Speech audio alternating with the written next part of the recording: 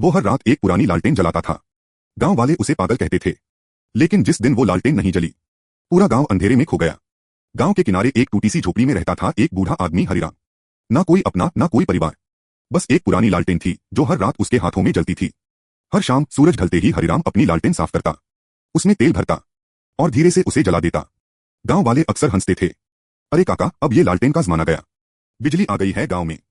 हरिराम बस मुस्कुरा देता, बेटा, ये रोशनी सिर्फ रास्ता नहीं दिखाती, उम्मीद भी जगाती है। लेकिन किसी को उसकी बात समझ नहीं आती।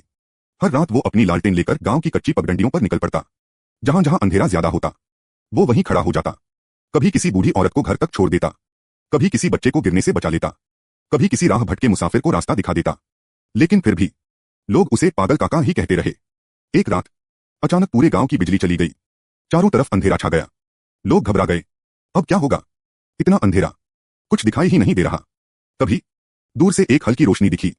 वो हरिराम की लालटेन थी। वो धीरे धीरे चल रहा था और उसकी रोशनी के पीछे पीछे पूरा गांव चलने लगा।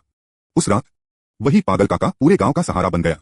लेकिन अगली रात गांव में अजीब सी खामोशी थी। ना कोई रोशनी, ना वो परिचित कदमों की आहट। हरिराम की झोपड़ी का दरवाजा बंद था। लोगों ने दरवाजा खोला। अंदर हरिराम शांति से लेटा हुआ था और उसके पास रखी थी वही लालटेन बुझी हुई। गांव में पहली बार अंधेरा सिर्फ बाहर नहीं, लोगों के दिलों में भी उतर गया। जिसे वो पागल कहते थे, असल में वही उनकी रोशनी था। अगली रात गांव के एक छोटे बच्चे ने वही लालटेन उठाई और उसे जलाया। धीरे धीरे एक एक करके गांव के लोग उसके साथ चलने लगे। अब हर रात वो लालटेन जलती थी, लेकिन अब उसे कोई पागलपन नहीं कहता था।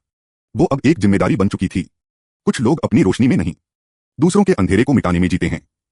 और जब वो चले जाते हैं, तभी समझ आता है वो कितने जरूरी थे।